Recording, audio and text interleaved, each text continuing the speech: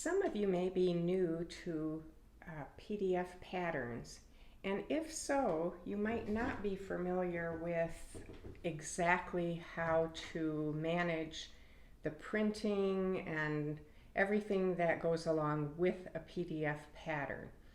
So I wanted to cover a few things. First of all, after you purchase it, you're going to get your download. And when you download it, you need to save your download either to your computer or to your laptop. You can save it to your phone or your tablet, but you really shouldn't print it from either of those because you don't have any control over the printing options with a tablet or a phone.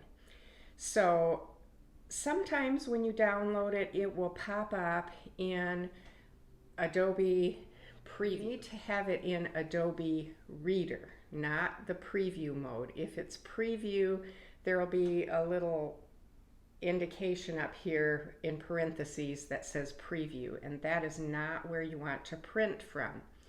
So once you've downloaded it and saved it, you need to open it in your Adobe Reader program. Once it's opened in the Reader, it's going to look kind of like this on your screen. Now, over here to the left, you've got a little tiny arrow. If you click on that arrow, you will see some other things here.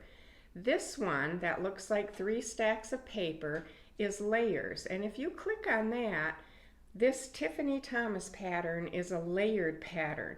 So right here, you have the 24-month layer. So if I have that little eyeball, that means that's what you're seeing. If that is showing, then I am going to get the 24-month size. If I were to also click this one, then you can see I've got 2 sizes now showing. So you can print only the size that you need. If you have all the sizes clicked, or if when you open it, let's close this. If when you open it, it looks like this, you've got all your layers selected. So again, you go over to the left to where this arrow is and click on the stack of papers and then select the size that you want to print. And by clicking these eyeballs, you're deselecting the other sizes. So that's the first step with a layered pattern. Then you want to print. So I'm going to go up here at the top and go File, Print. And my print box comes open. You want to make sure that it says 100%, or sometimes it might come up and say actual size. I can even either have custom scale or actual size, but custom scale works best, 100%. So that's what you want to do, and then you're going to print your pages and you won't have any issues. You can see, I'm going to cancel this because I don't need to print it again.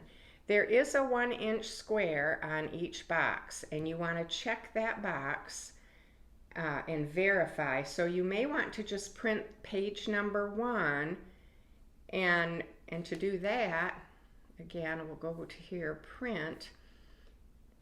If you don't want to print all 30 of them and you want to just select one page so you can check your box, go over to here, Pages.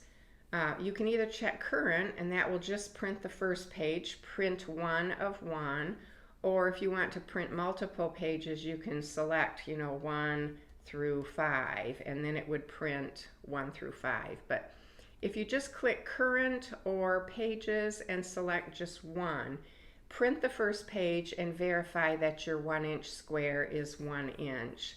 And if it is, then the next time you can print pages 2 through 30, and that will get you all the pages needed. Once your pattern has been printed, you're ready to assemble it.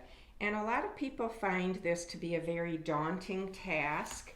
I know I did at first, but I now have a little bit of a system to make it easier for me to assemble these pages together rather quickly. Let me move my camera here a little bit. Okay. What I like to do is take 3 or 4 pages at a time, stack them together so they're nice and neat, and I have my ruler, and I have one rotary cutter that's dedicated for cutting paper patterns. And I align that to the outside edge. You know, you've got your outside edges, the little box here, and I will trim the right side and then the bottom of all these pages. And so if you do whoops, I did slip a little. If you do several pages at once, I still don't have it on the line. Okay. This is not as easy in front of a camera as you would think.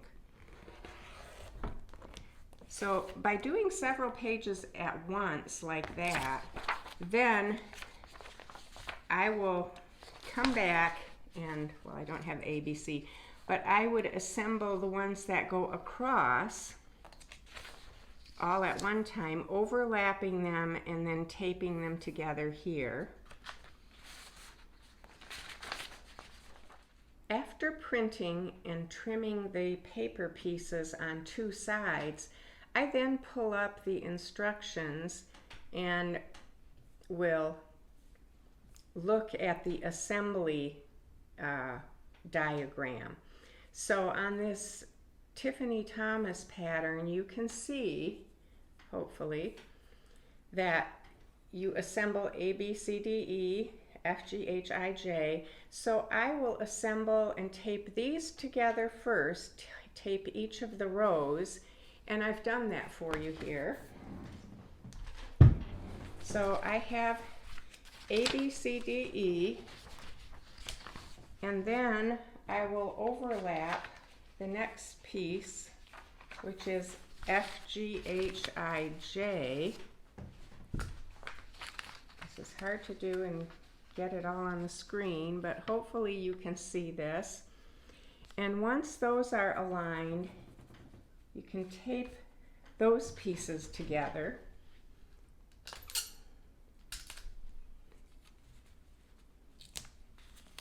And just continue with each grouping to get your pattern assembled.